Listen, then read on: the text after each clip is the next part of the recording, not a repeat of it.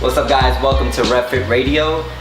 We're excited to be here to film this interview. For those who are watching on Facebook Live, welcome to the live stream. Real quick, I'm gonna introduce my guest, but I just want to encourage people, if you haven't already, make sure that you check out the preview episode that we put up a couple days ago, actually, where we talked about the new setup of RevFit Radio, where we'll be doing audio, so if you listen on the podcast, and also video, where you can stream it on Facebook Live, or you can get it later on YouTube, on our YouTube channel, which is youtube.com/RevFitNYC. So today we're joined by Sifu Alex Richter, right? Richter. Yeah. We just had this conversation. And Sifu is a martial arts fanatic. He's authored the Wing Chun book, critically acclaimed, The Little Idea, and also co-hosts a new podcast, which we'll talk about, called Dudes of Kung Fu. In just a few short years, he went from teaching in rented dance studios, developing now the biggest Wing Chun center in New York City. His intense expertise first gained worldwide exposure through the popular Wing Chun series on Howcast, which I watched fanatically for a while. And Sifu has been featured in Vice Magazine, or Vice, the channel, Discovery Channel, NBC, PBS, Black Belt, and most recently Chun Illustrated, and so much more. So we're excited to have you, Sifu. Cool. So can you talk a little bit about who you are, where you come from, and how you got into the martial arts? Yeah, well, it was a great introduction. It's always difficult. I feel like now I have to live up to all this stuff when people introduce me like that. Well, I've been doing martial arts since I was 8 years old. I started with karate and taekwondo, mainly because one of my neighbors punched my tooth out and basically bullied me. So I kind of, came home screaming, and my mom was like, I want to do martial arts, and Karate Kid was all the rage at that time. I'm 38 years old, so yeah, it was like 1984, so it was like time for Karate Kid. And there was a karate school, and I started going there, and I loved it. And that kind of brought me into eventually fascination with Bruce Lee. My dad rented the movie Enter the Dragon one day. I was home sick from school, and I watched that, and it was like I went from like wanting to be the Karate Kid, from like, no, this is what I want to be. I want to be Bruce Lee. And then it just from a really early age started this huge kind of fanaticism with Chinese martial arts, Bruce Lee, Kung Fu, and then eventually Wing Chun. And then I just spent all my time as a kid reading martial art magazines and reading books and all that kind of stuff, and got really, really into it. Got my black belt in Taekwondo when I was about 14, 15 years old.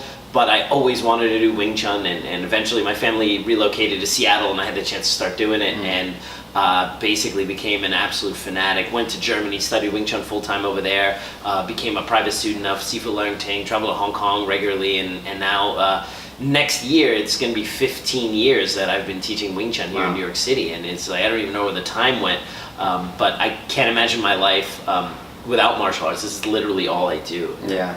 So I remember hearing that Enter the Dragon came out after Bruce was dead, right? Wasn't that true? No, Enter the Dragon. Yes, actually, you're right. Or in the U.S. at least. No. You're totally right. Enter the Dragon came out a couple weeks after Bruce had passed away. Yeah. In fact, he had only seen the final version that he had seen. Shortly before he passed away, didn't have any of the music, which is funny because Enter the Dragon's known for that amazing score by Lalo Schifrin, the din and all that stuff. So the version he saw before he passed away was the completed version, but didn't have the music. So Bruce actually never kind of saw the film the way that everyone has kind of seen it, and it's also ironic that was the one movie that really made him a superstar, and he wasn't there to enjoy that. Yeah, and I wonder if he knew that was going to propel him to that level. I think so too. I mean, there was a lot riding on it. It was a movie from Warner Brothers. He had completed 3 films with Golden Harvest in Hong Kong, which were huge hits, but that was Golden Harvest, and that was a movie with Warner Brothers. It was like a big thing, and everyone talks about the first scene that he filmed in that movie, which was when he's in the room and he's asking for the owner of the dart. When they come in to find out what escort he wants or whatever. That's actually the first scene they ever filmed in it. For that whole film. The first scene, or I should say the first scene that Bruce filmed in that movie. And a lot of people, you can read online, it's been in books, it's a very old story, but Bruce was extremely nervous when he shot that scene because he knew he had a lot riding on Enter the Dragon being a hit, because this was the shot that he had wanted for so long to finally break into Hollywood. And Bruce had been on TV before, he had been in film since he was a child. He wasn't any stranger being in front of the camera, but that scene in particular, he was super, super nervous for, because that was a lot there. And also too, though, with Bruce Lee, Bruce Lee wasn't teaching Wing Chun. Right. So Bruce Lee became more famous for Jeet Kune Do. Right. But then we know that he studied Wing Chun. So Sure. why did you think Wing Chun versus Jeet Kune Do or any other? Well, actually, that's a good question. From all the stuff I read when I was younger about Bruce Lee, he created his own style, Jeet Kune Do, but he had learned Wing Chun. And I actually started my Wing Chun training in Seattle, not with traditional Wing Chun, but I guess what you would call non-classical Wing Chun, because Bruce first came to the Seattle area when he left Hong Kong, and he taught a number of students there. He lived in Seattle, I think, from 1959 to about 1962, 1963, so a few years he was there. And his first kind of students that he taught in the States were all in the Seattle area. First was Jesse Glover, Ed Hart, James DeMille, Taki Kimura, all of those guys. And at that time, when he first started teaching, what he was teaching was much closer to Wing Chun because he had not yet developed his Jeet Kune Do style, right? So my first instructor in Wing Chun was a student of somebody who had learned from like 2 or 3 of Bruce Lee's original students. So my introduction to Wing Chun, my formal introduction, was actually Bruce Lee's non-classical Wing Chun from the Seattle era. So that was very Wing Chun based. Yeah, but it was still like they didn't even teach us the forms. It was like all application based. So it was like in a transition, like Jesse Glover, the late Jesse Glover wrote a book, which is one of the best books about what Bruce Lee taught at that time. But it also, the title of the book says exactly what it is. Between Wing Chun and Jeet Kune Do. And that's what I learned first, and it was great. And as a teenager and someone who had been fascinated, I mean, by the time I was 15, I had already been a Bruce Lee fan for like 6 or 7 years, you know what I mean? So to finally have a chance to learn his art in some kind of form was like huge for me. And then as I started to learn it, and I started to read more and more about the fact that, well, Bruce Lee actually really didn't learn that much Wing Chun in Hong Kong. He didn't learn that much from Yip Man at the time when Bruce was in Hong Kong, and not a lot of people know this. Everyone knows that Bruce Lee actually learned from his Sihing Wong Shen Leung, but a lot of people don't know the reason why. Everyone says it's because Bruce Lee, his ancestry was slightly mixed. He was part German on his mother's side. And what a coincidence, right? Right, exactly, right? Some of the other students, they weren't happy with that, so they complained to Grandmaster Yip Man about why are you teaching this guy who's not really, fully Chinese or whatever. So of course Yip Man had to kind of hand him over to Wong Shen Leung. That's kind of the official story that's kind of been told. It's kind of the big fairy tale, and everyone just swallows it. And that's actually not it at all. First of all, Bruce Lee was a childhood movie star in Hong Kong. His father was an actor. Bruce had acted in films. He was a teenage star. The fact that Bruce was in the Wing Chun school was like a big deal because he was like a heartthrob at that time. Right. In fact, his nickname of Little Dragon, Lei Xiu Long, which was not his Chinese name. His Chinese name is Zhan Fan, like Zhan Fan Gong Fu, right? His real name. But his screen name was Xiu Long, Little Dragon. A lot of people think that he got that nickname Little Dragon when he became a movie star later, like when he became like the Bruce Lee we all know. But he actually had that nickname since he was a child. So Bruce already had a stage name by the time he was a kid. So when he would learn Wing Chun, it would be a big deal because it was like if during the time of Home Alone, if Macaulay Culkin joined my school, So this whole thing, like the other students weren't happy that he wasn't full, just total nonsense. The truth is that at that time, Grandmaster Yip Man was having a lot of personal problems. He was having personal problems with a woman. He had a little bit of a slight opium addiction, and so he wasn't really teaching a lot of the classes himself, and he handed over a lot of stuff to his assistants. And so that's the real reason why Bruce Lee actually had to learn from his Sihing. It wasn't because like Yip Man wouldn't teach him or something like that. So as a result, Bruce learned from his Sihing for a few years. He didn't really learn that much from his Sifu, and Bruce liked to go out and scrap, and as a teenager probably wasn't that interested in some of like the kind of deeper aspects of Wing Chun that like adults would probably hone in on. So to be fair to Wing Chun, Bruce's assessment and Bruce's exposure to Wing Chun was not as deep as a lot of people like it to be. Now, having said that, the fact that Bruce Lee was able to accomplish so much with essentially so little, Wing Chun also speaks for what an amazing martial artist and innovator and athlete and everything Bruce Lee was. But for example, Bruce Lee went on record to say, Wing Chun only has one punch, like a straight punch, right? When he complained about his fight with Wong Jack Man. If I had known boxing, I would have thrown hooks, I would have done this stuff, I wouldn't have just punched him in the back of the head, but actually Wing Chun has an uppercut, Wing Chun has a hook, Wing Chun has elbows and close range techniques and clinch stuff. It's more a testament to what he didn't learn when he says, oh, Wing Chun only had this, than a fair criticism on Wing Chun. So as I started to learn more about Bruce Lee's style, I started to find out, well, maybe I should actually learn the complete art that Bruce didn't have a chance to learn himself, and then make my decision on whether Wing Chun was good or not once I have a clear picture of Wing Chun, rather than what I would call, what I was doing at that time is Bruce Lee's edits.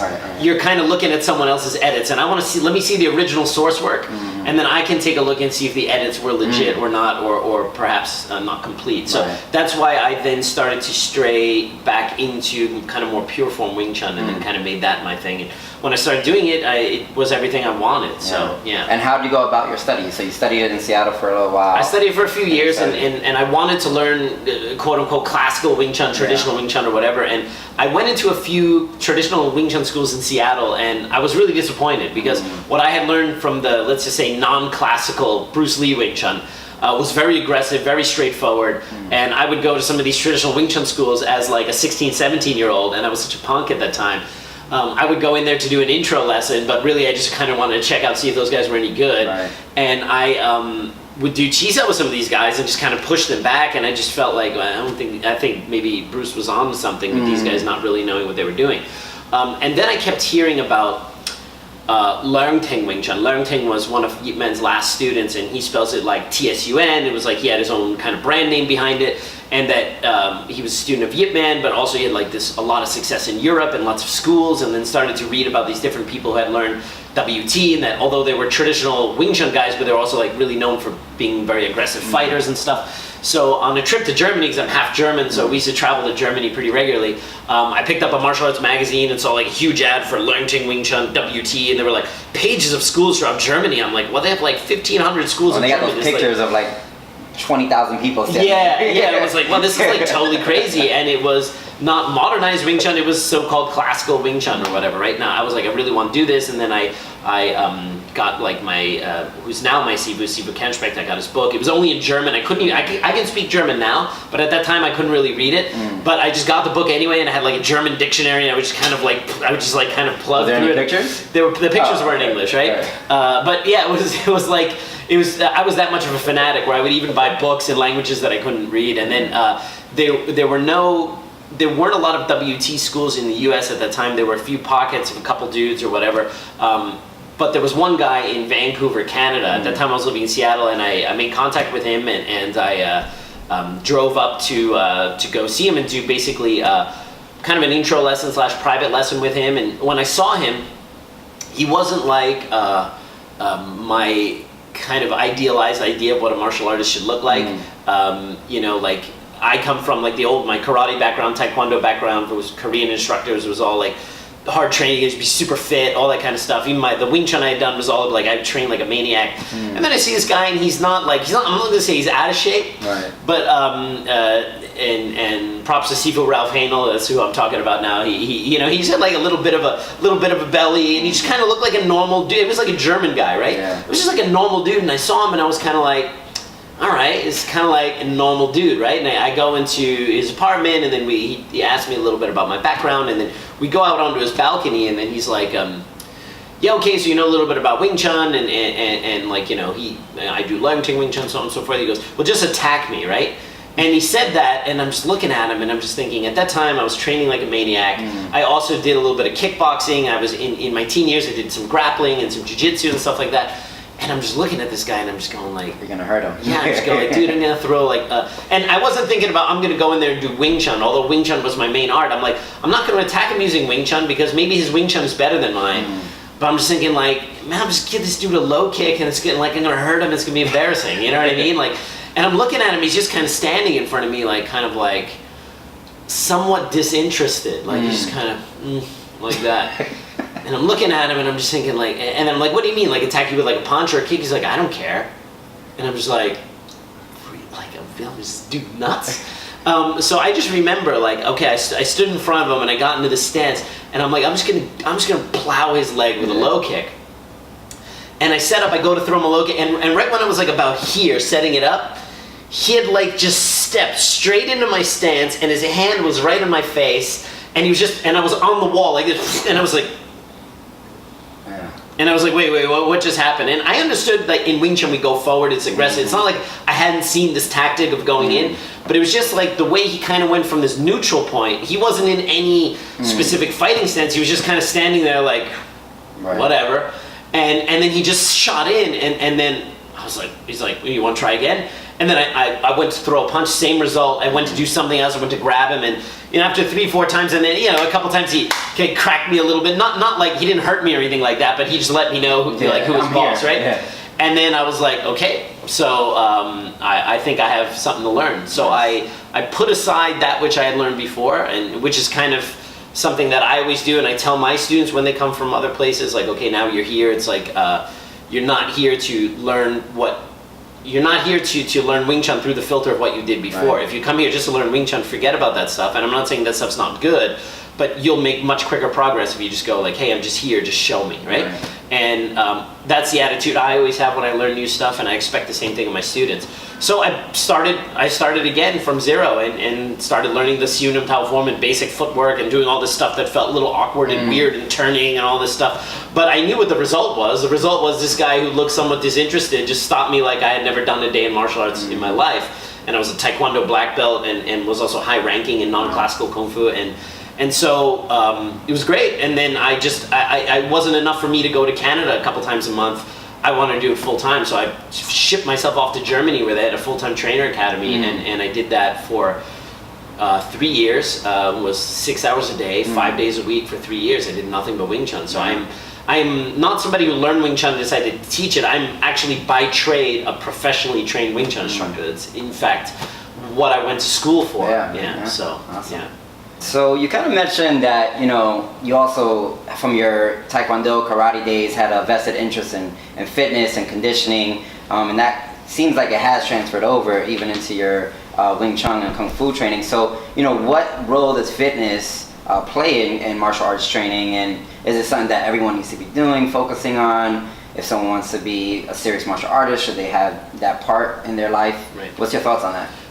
Well, yeah, like in terms, I can talk about martial arts all day, and I can talk about this all day too, because fitness is a topic that I'm really fascinated by, and I'm really interested in all aspects of fitness as it pertains to just being healthy. Just like some people just have to work at a desk all day, and there's a certain level of fitness that people should have to be able to do that as well. Right, you know what function, I mean? Yeah, just function. I mean, if you have to sit at a desk all day, that's not the best thing for your body. So you should have some kind of fitness routine, regular or otherwise, that counteracts like what you do, so that you can still be healthy and that your job isn't deteriorating your health.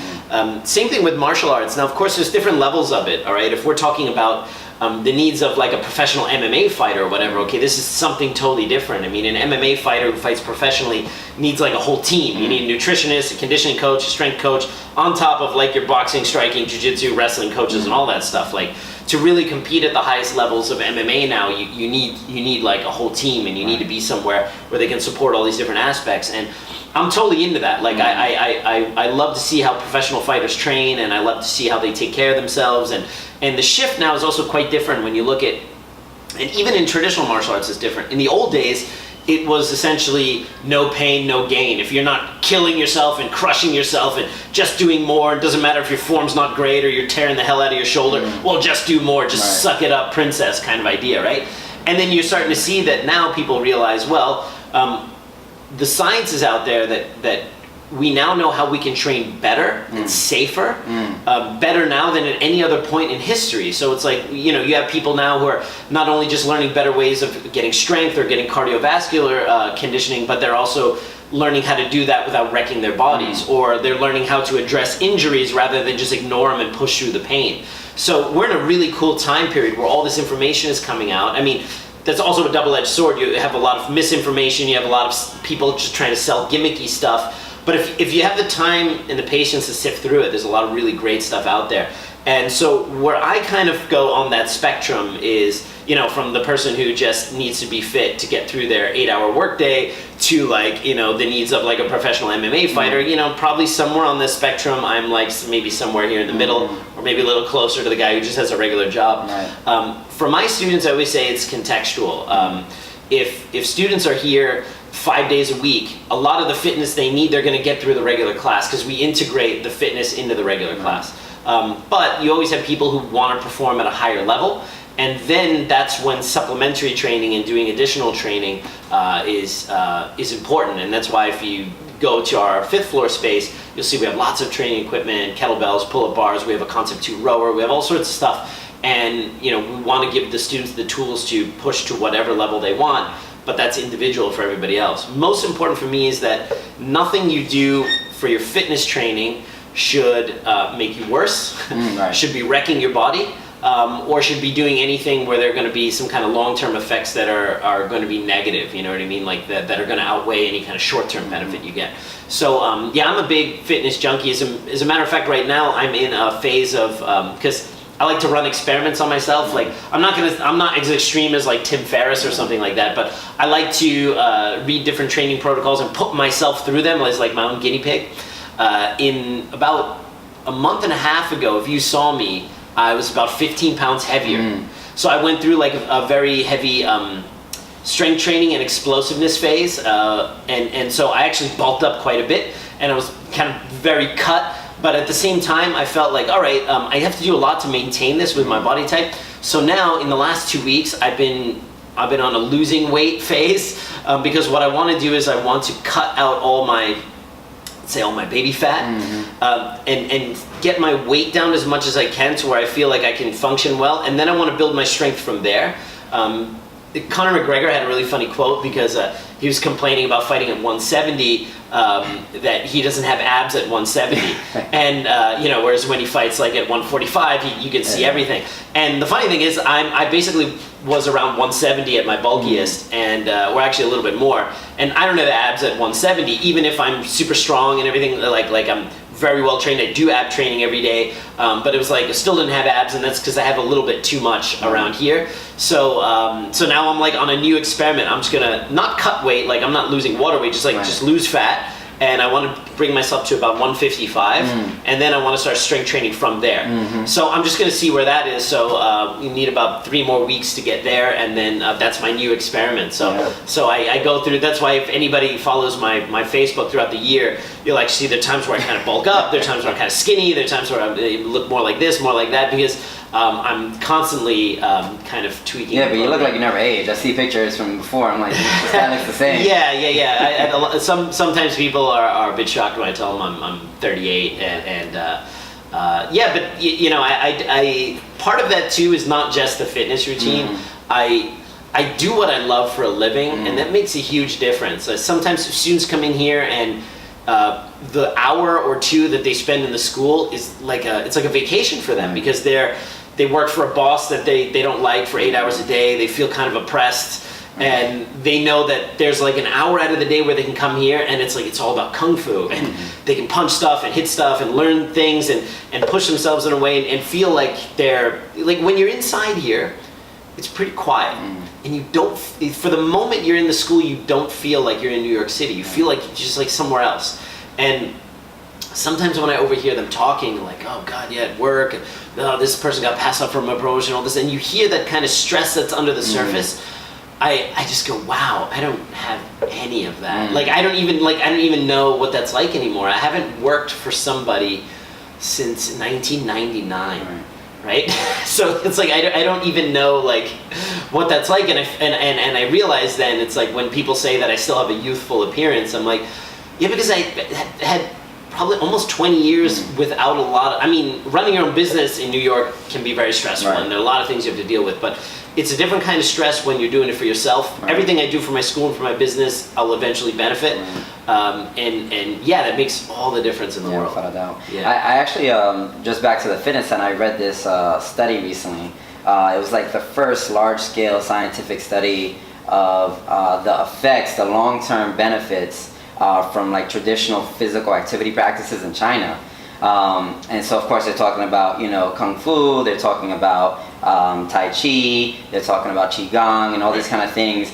And, we kind of know, we see, like the Asian folks in the park doing stuff in the morning. We're like, oh, they look healthy. Right. Even though they're probably, older than most of our grandparents. But we didn't really know is that scientifically healthy, or is it, Sure. and it's a pretty interesting study because it makes me wonder, what are we missing in our understanding of health and fitness in the West or just in New York City that, Chinese culture, for hundreds and thousands of years has been able to hold on to. Not to fetishize it, but, what can we learn from those practices? They're not doing boot camps in the park. They're dancing to some old Chinese opera music or something like that. So what's different? That's actually really interesting that you say that, because I travel to Hong Kong pretty regularly. I mean, this year I've already been to Hong Kong twice, and I'll probably go again, right?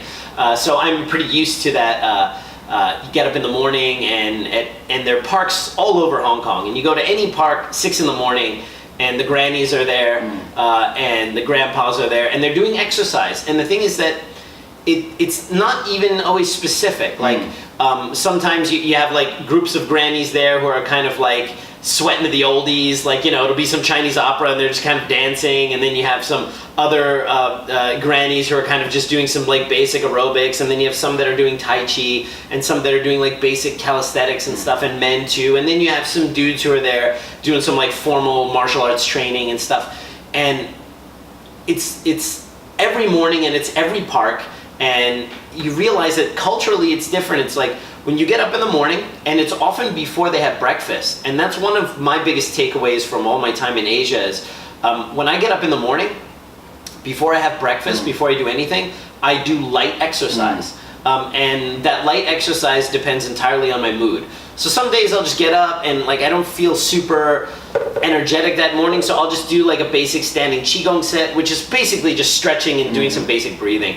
And other days I'll get up and I'll feel a little bit, like I have a little bit more energy, and I'll bang out some push-ups and some light pull-ups and just kind of move around and move my joints and get everything going. But starting that practice, which I've been doing for a few years, like before I even eat, has made all the difference in the world. Because before I used to do that, they'd be mornings, like if I had an early private student, I would come in and it'd be hit or miss. Some days I teach a private lesson in the morning and my mood was always good, but sometimes I would feel like skill-wise I felt like a little off.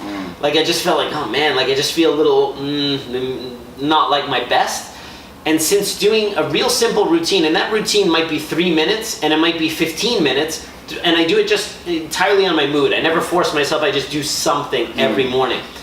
I don't have that anymore, because it's like a little bit of a nervous system reset right in the morning, and then I drink some tea, like I'll drink about like a full glass of cool tea, and then I'll just kind of relax a little bit, read something, read the newspaper, and then I'll have a very light breakfast. I go and teach a private lesson, I always feel like ready to go, like ready to chuck my students through the wall if that's what they feel like doing, or I can just have a very technical lesson with them. But I don't have off days anymore physically since I adopted a morning routine. And like you had mentioned, they're not doing these hardcore boot camps and stuff. It's like everything in Western culture is always very extreme. Right. It's either like you have people who are totally sedentary and obese and don't do anything, or it's like the 8-hour boot camp, and it's like it's super hardcore and you have to do this and the Tough Mudder and all that kind of stuff. And I think moderation is extremely important. Right. And you can dial workouts up to achieve certain goals, but you need to have something kind of in the middle which is kind of soft for your body and keeps you moving. And that's probably my biggest takeaway from my time in Asia, is having a very easy morning practice, but every morning, and I never have a physical off day anymore. Yeah, I mean, I like the idea too of like this non-rigidness in the workout, like not saying, oh, I'm going to do yoga for 30 minutes, right? The specific thing, and kind of just listening to what your body needs at that moment. Yeah. And then also too, but on that note, I live now on the Lower East Side where my wife is from, and I remember the first morning I went to the park, the calisthenic park. I'm like, oh, I'm gonna be doing my pull-ups, blah, blah, blah. And it was like mobbed by like all these like 60-year-old Asian women, right? And they were doing pull-ups and swings, and I was like, what is going on? It really blew my mind. So usually you see like the smack in the thighs thing and the Tai Chi stuff, but they do some hardcore stuff as well. It's when you see a park in Hong Kong and you see the ladies practicing and the dudes practicing, it's the whole spectrum. Yeah. Like you'll see 90-year-old dudes doing pull-ups in parks in Hong Kong. It's like amazing. And then you'll see other ones just kind of doing Tai Chi and just kind of keeping it moving, and it kind of makes you realize after a while, everyone argues about what type of exercise is the best, but I think that if it's not damaging your body, I really don't think it matters. Yeah. I think it's the fact that you're actually moving and keeping everything going. Yeah, your nervous system is constantly, staying fluid. Your body's staying fluid, and I think that they don't need to worry so much about this or that. They just need to do something. Right, and they need that constant moving will create that connection, so that their body will give them the signals what they need, what they don't need, that kind of stuff.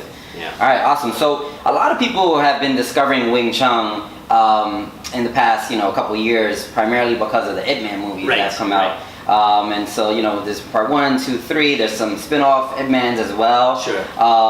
And so, you can stream them on Netflix, and people are now discovering Wing Chun. They knew, Bruce studied Wing Chun, So there's popularity growing, which obviously has its benefits, but we also know that the Ip Man movies are, a fictional portrayal of Yip Man, right? And so can you break a little bit of that history down and what the movies mean for the Wing Chun community and Kung Fu at large? No, it's a great question, and actually I'm very grateful to the Ip Man movies, and they brought a lot of new blood into our school, and they've kept our art kind of relevant in the recent years, because there had not really been a lot of movies specifically about Wing Chun, even in Hong Kong. And now to have this kind of Yip Man boom or whatever has always been great. The interesting thing is it's brought a lot more Chinese students to the school, because the Western students, they come and they want to do it and they find out, and the Chinese students they need a real reason to come out and do something. And the Yip Man movies have brought tons of Asian students to my school. It's really been great. But yeah, like anything, it's kind of a double-edged sword. It's and I know I'm very good friends with people in the Hong Kong entertainment industry, including people who are very close to Donnie Yen. And so anytime I say some stuff that's not 100% positive about the Yip Man movies, I always feel like I don't want any of my friends in Hong Kong to get upset, because I understand that these films are entertainment. You know what I mean? I'm not going to be the guy who's like, oh, that story wasn't true, and how dare they take creative license with it. So Mike Tyson didn't fight. That all that happened. Yeah, all that kind of stuff. Because I understand it's a film. It's not a documentary, and I'm not. And I understand that they need to write a compelling story, and the number one purpose of making a film is to make money. So I totally get that. The problem is that there's no counterpoint to it.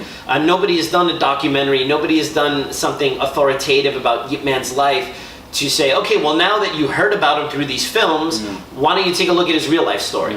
And the problem is that all of the stories that are told in the movies, like him beating the 10 black belts, and the ridiculous fight with Mike Tyson, and fighting the boxer in Yip Man 2 or whatever, these things have an effect over time where people start to think, well, that is just some kind of fictionalized portrayal of something that really happened, and it's just fiction. And the sad thing is that Yip Man had a very compelling real life story when he lost everything in China and came to Hong Kong in his 50s, penniless, and had to basically build up his name and from nothing, and no one even knew what Wing Chun was in Hong Kong when he came. So his real life story is a lot more compelling than the crap they keep writing. It's I wish that somebody would actually look at the real life themes that are going on or went on in his life and write something closer to that. But it's my same criticism with any biopics about Bruce Lee. Bruce Lee's life was so much more compelling, and the stuff that he really did and the real life stories were so much more interesting than the crap that they keep churning in. Well, I mean, not to flog a dead horse, but dragging the Bruce Lee story, or that horrific TV series that they had made in Hong Kong about Bruce Lee's life. The only thing that I ever thought got kind of close to Bruce Lee's story. That was like a soap opera thing. Yeah, it was. And it was ridiculous. It had Ray Park, the guy who was Darth Maul, played Chuck Norris. I think it was ridiculous. And the only movie that I think got Bruce's story pretty close was Bruce Lee, My Brother, which was done in 2010, and that tells his story when he was younger. And they actually went to great pains to make the Hong Kong sets look just like Hong Kong at that time. And that's the only movie which they didn't portray Bruce Lee as essentially the same guy he played in his movies. Because whenever there's some kind of Bruce Lee biopic or TV series or whatever, it's they always just make him 5 degrees off of one of his movie characters. They never actually no one has the balls to make him a real person. They always just try to make him, as if he was essentially the characters that he played, like he would walk around in the yellow tracksuit in his daily life kind of thing, right? So the same problem is happening with Yip Man now. He's basically being turned into some kind of superhero, and his real life story is a lot more compelling, and it doesn't give him enough credit to just kind of turn him into a one-dimensional dude who fights just because somebody called out his Wing Chun school. Right. You know what I mean? It's so something needs to be done. Yeah, for sure. Right? Well, it's definitely opportunities. So another thing I think about when I think of Wing Chun is, we see the rise of MMA, the UFC. I know on your podcast you guys talk a lot about the UFC and you're big fans of the UFC. And, many people would say, oh, you're either learning mixed martial arts or you're learning traditional stuff, right? There's no cross hashing there. And, the JKD guys say, oh, this stuff is antiquated, this stuff doesn't really have any application to modern day times. We don't live in China where everybody is 5'4" and 120 pounds, We don't live in a region where you never were exposed to different martial arts. So where does Wing Chun and just traditional Kung Fu, I think, stand now in modern times? Well, I think, quite honestly, the landscape of Chinese martial arts right now, what you would want to call Kung Fu or whatever, is kind of bleak, to be quite honest. And I say that as someone who teaches Kung Fu for a living, and I say that as someone who really appreciates and loves Chinese martial arts. And I feel a big fault of that is, in fact, the people who are teaching Chinese martial arts now, because they are so vehemently opposed to things like MMA, and they have the kind of same tired excuses about, like, if you had a real Kung Fu guy or whatever who, either knew the death touch or whatever, he'd stop any MMA guy from taking me to the floor. And if you try to take me to the floor, I'm just going to eye gouge you and punch you in the groin and do this special technique that my Sifu taught me. And then I think the problem with those guys, and then they use that whole, well, it's sport, it's not real, it has rules on the street, we don't have rules, that kind of stuff. It's like, I get that. Yeah. And there's definitely an intelligent argument about the difference between social violence on the street and fighting in the ring or fighting in a cage. And people who want to say, no, it's all the same, it's actually not all the same.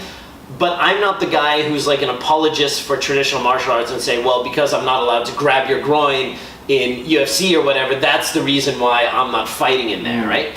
So I think that the traditional Kung Fu guys who still kind of use those arguments, I think they just need to stop. Right. And I think they need to reposition themselves, because there's tremendous benefit. Okay, if we look out of the fighting reasons for martial arts, and I'm not going to say that Chinese martial arts aren't practical or anything like that, but let's just say, like, for what people need nowadays, people need a third place. They go to work and they go home, and then for some people that third place is the bar, or it's some kind of destructive habit, or maybe they don't have a third place, they just go home and fall asleep in front of the TV. So for the modern human who's kind of attached to their phone and attached to all this weird social media and all this kind of stuff, we need something that is going to allow our minds to reset. We need something to focus on. We need something to do that brings meaning and hopefully makes us healthier, right? Any kind of martial art, any kind of physical activity can fit that bill. I'm not saying only Kung Fu can do it. You can get that through MMA, you can get that through yoga, you can get that through Jiu-Jitsu, whatever. But I think if those traditional Kung Fu guys realize that they would be much more beneficial to people if they tried to push that thread a little bit more than well, actually we can totally fight, my Sifu's the best and he learned from this guy, you just don't know it because I can't show it to you. I think they need to stop doing that because they're making us look very unserious. For me, martial arts is a way of life, so it's not just about fighting, or it's not just about who's the toughest guy or whatever. Like it's a thing that Wing Chun and Wing Chun thought influences everything I do every day. Wing Chun has a philosophy, it's a system. We deal very systematically with aggression and how to deal with it, and this template from the Wing Chun system can be applied to your everyday life. So it's not just a vehicle for how do I defend myself if someone attacks me on the street, but also how do I deal with like pushy people or people who are kind of like getting in my face or whatever, which happens in New York all the time. So there's a lot more meaning and there's a lot more value to be gained from practicing martial arts, traditional or otherwise, than just the surface of like the fighting stuff. Having said that, I am hugely respectful of MMA fighters and professional fighters, and I know a number of people who fight in MMA, I know lots of jiu-jitsu people and people who train boxing, and I have nothing but respect for those guys. and I really enjoy what they do, and I think that that's absolutely great. I don't view myself as being exactly in the same industry as like an MMA school, right? They have a different set of people coming in there, and they have different goals and objectives. What I do is I help people become a better version of themselves. Mm-hmm. They come in here, maybe they're lacking a little bit of confidence, and they can't even ask their boss for a raise, and we're going to teach them how to confidently face aggression and attacks coming at them in such a way that they can develop that confidence so they can ask their boss for a raise or get themselves out of a relationship that's not really productive. Mm-hmm. So when people ask me what I do for a living, I don't tell them I teach Kung Fu, I don't tell them I teach Wing Chun. I help people become a better version of themselves. That's what I do. And I use Wing Chun as the vehicle. Having said that, the particular Wing Chun that I teach, so that comes from Leung Ting and was refined in Europe, I don't like to say, because everyone says this, oh yeah, like in Jeet Kune Do, yeah, maybe you've heard about Jeet Kune Do, you've seen some people, but my Sifu's totally different. Right.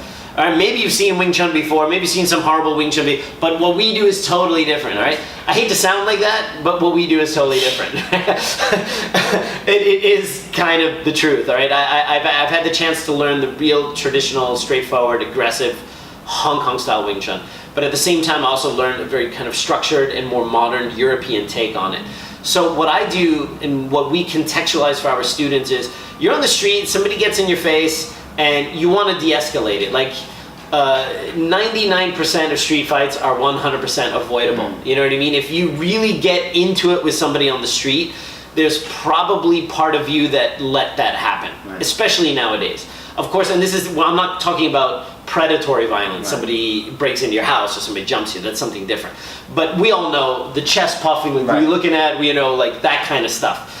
That stuff's completely avoidable. And also there's some legal issues. Yeah, there are legal issues involved in that, and that is fighting, and that's not self-defense, right? And my thing is like if somebody for some reason decides they don't like my face, I don't know why, I have a very soft face, I'm gonna put my hands up and be like, hey, look, I don't want any trouble, but what I'm doing is I'm creating a fence.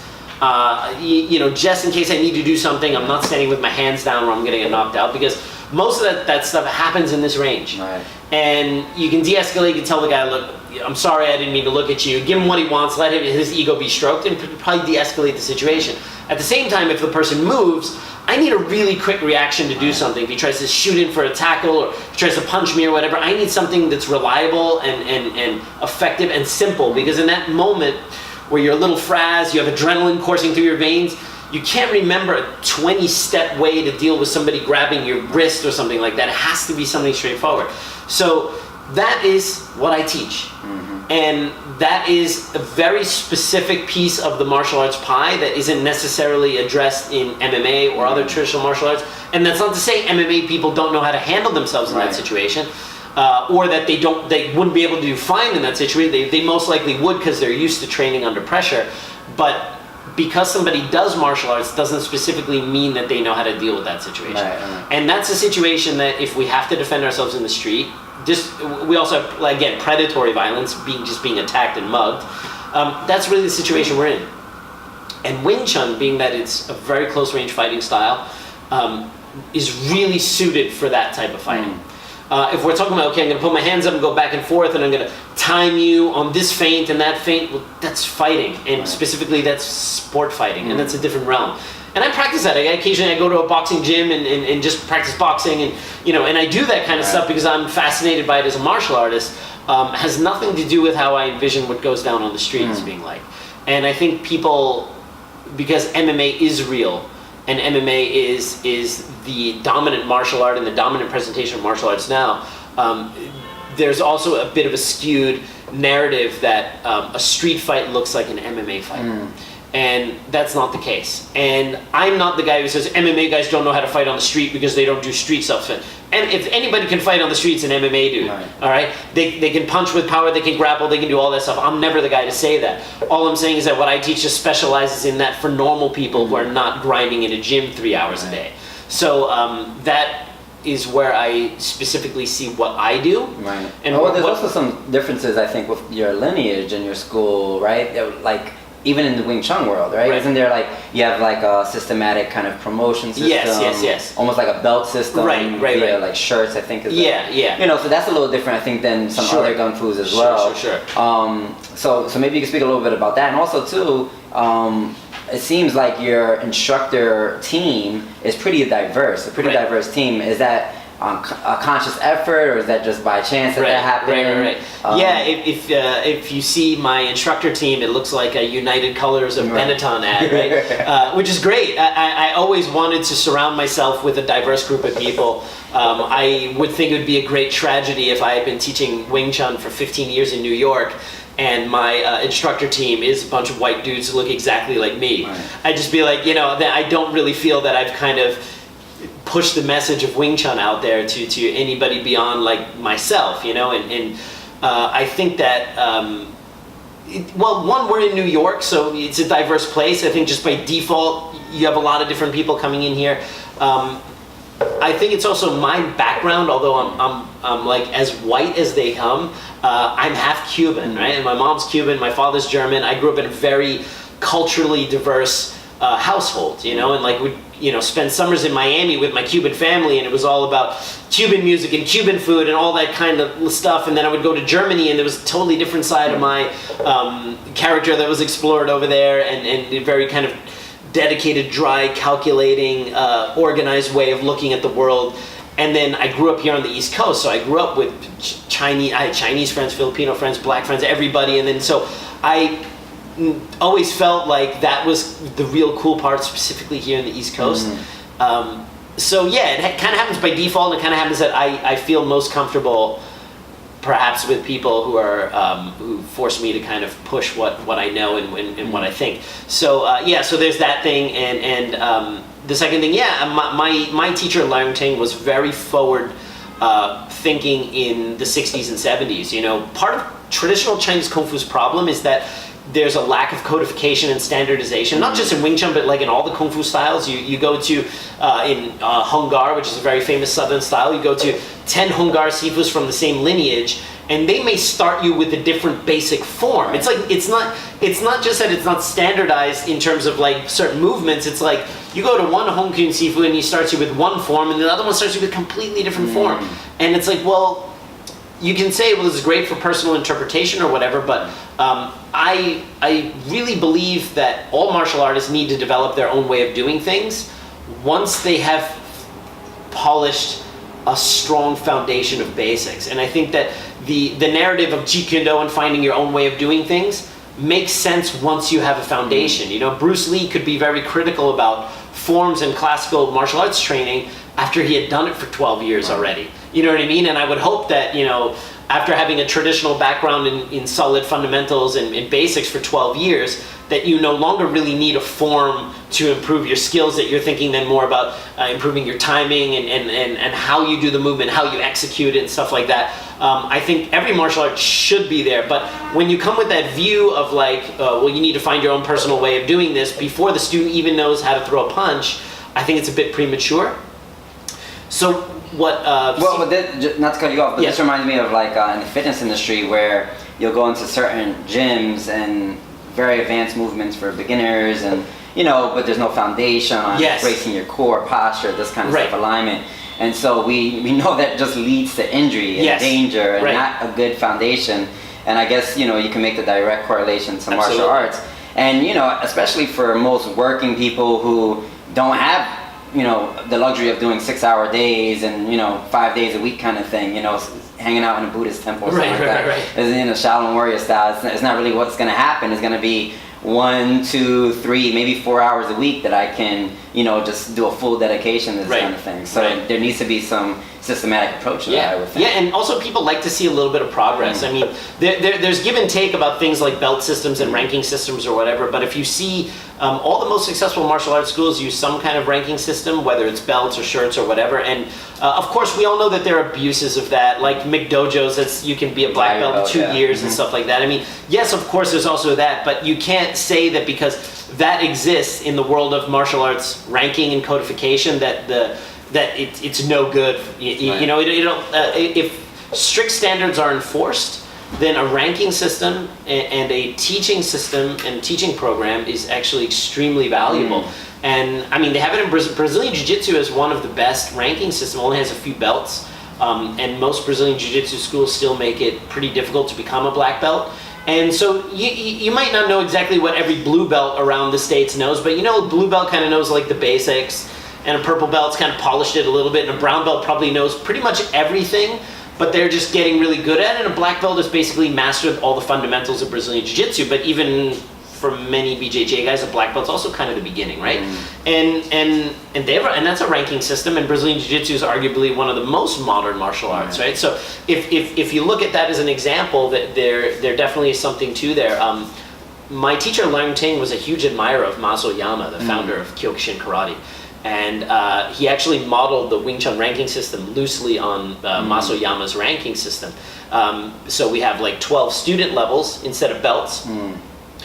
From student level 1, which is basically beginner, all the way to student level 12, which is a senior student. And for each of those levels, there's like a certain criteria that they need to be able to perform. For student level 1, you need to be able to show some basics. Student level 2, you need this, that, and so on. So what that does is it creates some kind of uniformity, and it creates a standard. And that's very important for the art to move forward in the future. And then you see a lot of traditional Chinese martial arts schools that don't have any kind of ranking system.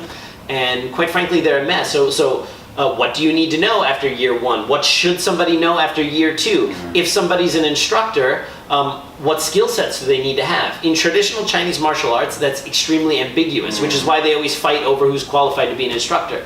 The moment you set a standard and you say, okay, students need to know this, this, and this, an instructor needs to know this, this, and this, and they need to perform it with this level of quality, now you have, now there's a responsibility on the instructors to pass it on correctly to the next generation. So while there are people that kind of say, well, Lang Ting created a ranking system and that's not traditional or whatever, but at the same time, he also was able to teach it to the most people throughout the world, and there is a certain standardization. Right, and I think it's also from a business perspective, there's some scalability to it. You think about your lineage and creating instructors who could pass on this art. Yes. I mean, also from a business perspective, I think it makes a little bit more sense to have it systemized. And speaking of which, City Wing Chun, like we mentioned, is the largest practice in New York, right? Well, definitely the biggest Wing Chun school in New York. And so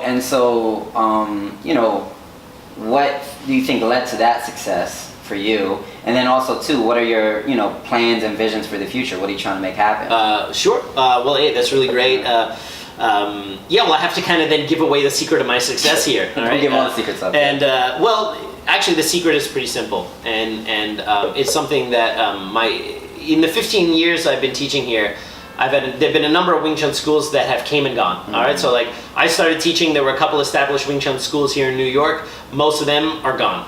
There's only a couple of them teaching maybe at a dance studio here or there or whatever, but to have an actual brick and mortar space like mine, there's only one other in New York City, I think. And even that guy is a Taekwondo instructor who also teaches Wing Chun out of the school or whatever, right? Since I started, the old school guys, most of them have went. Since I started teaching, a lot of people have come and gone. And the mistake I would say that most of my competitors make is that they think it's solely about the style. All right, so and I say that, and we put great pains into teaching the best Wing Chun program we can teach. We have curriculum cards and we have review classes, and in terms of what we teach and the quality of what we teach and the type of Wing Chun, we've spent a tremendous amount of effort to make sure that that's top quality. So I'm not saying it's not that what you teach and how you teach is not important. It definitely is, but what's far more important is the atmosphere of the school. So you could have a world-class instructor, and we've definitely seen examples of this, people who are like championship fighters or super fantastic instructors, and you go to their school and like the atmosphere is kind of weird. Like all the students, they're all trying to kiss the instructor's ass, so there's like this weird competitive thing where all the instructors or all the students are kind of like fighting to court favor with the instructor, so you get thrown into like this atmosphere of vipers, and nobody there wants to help each other get better. And I saw this constantly, even with instructors who are very famous and who had some schools of note or whatever, that the atmosphere is kind of off. And when you work 8 hours a day and you're paying extra money to do a hobby, and you walk into a school, you want to feel like you belong there. You want to feel like the person in the front desk, they know your name, they're happy that you came. You have training partners there that are like, hey, that thing we worked on last night, can we go work on that in the back, like in an ego-free environment? People aren't trying to constantly punch each other in the face just to court better favor with the Sifu or the instructor. So we spend a lot of time making sure that City Wing Chun is the third place people want to go to. They come in here, they can hang out, we got Wi-Fi. We have students that are like in school, and they'll just come here just to do their homework just because they like being here. Right. And I'm super happy about that. They'll go upstairs, hit the bags before class just because they want to be here. And I think that once you have students, like at the end of the night when the classes are done, we still have students, like I'll be down here teaching some private lessons late at night, and I still have students from the 7 o'clock class at almost 11 o'clock at night, hitting bags, training with each other, going over the stuff that they did, and nobody asked them to do that. They're just here because they love it. And we essentially at the end of every night have to kick people out of the school. We're like, we gotta go home, all right? And that, I think, more than anything else is the difference, because it becomes a place people want to come to. Everyone trains really well with each other, and even like in our Brooklyn branch where Ethan runs, you know, it just opened, but everyone there has got like super cool vibe and attitude. Same in our Astoria class, same in all of our classes here, and that is, I think, more than anything else, the secret of our success. In terms of the future, I'm not into opening lots of branches. Like a lot of Wing Chun Sifus, they always talk about how many schools they have, and when you look at their schools, it's like they have 20 schools, but all of them have 5 students in a dance studio, right? I would like to open one more big location like this one in one other area in Manhattan, maybe like a big Chelsea location, for example. And I would also like to open a big location in Los Angeles. And that's in terms of, and if my students want to open their own branches, like Ethan has a branch and so on and so forth, I'll totally help them and support them to do that. But I'm not telling them to go do that. I would like to have a West Coast branch, and I would like to have one more big school here in New York City in the next 5 to 10 years. And I'd be satisfied with that. Awesome. Yeah. And so to wrap up here, because we could keep going, but that's right. We got to go other places. Someone's gonna cut me off. So you have your school that we're over here, we're on 38th and 6th Avenue. That's right. Yeah. 38th and 6th Avenue. We're on the 4th floor. What's the exact address of the building? We're 1024 6th Avenue. We're between 39th and 38th, or by Bryant Park. And how many classes a day are you doing out here? Depends. Every day is a little bit different, but we have classes Monday through Thursday, early evening, Fridays like private lessons. Saturday we have classes. We pretty much have something going on here every day. Yeah. And then you also have, you have your book, you have some other merchandise, Kung Fu related, and then recently you and Sean Madigan started the podcast, Kung Fu, which we definitely recommend everyone to go check out. I think you guys just started season 2. We just started season 2. Last weekend. Yeah, I got the notification in my podcast catcher I don't know, Sunday night, and I was like, oh, season 2's on. That's right. So how's that been going? Pretty good. The podcast is a lot of fun. It focuses pretty hardcore on Wing Chun and Jeet Kune Do, so that audience is a very specific audience, people who are really into those things. We talk a little bit about UFC and stuff like that. Sean's a good friend of mine.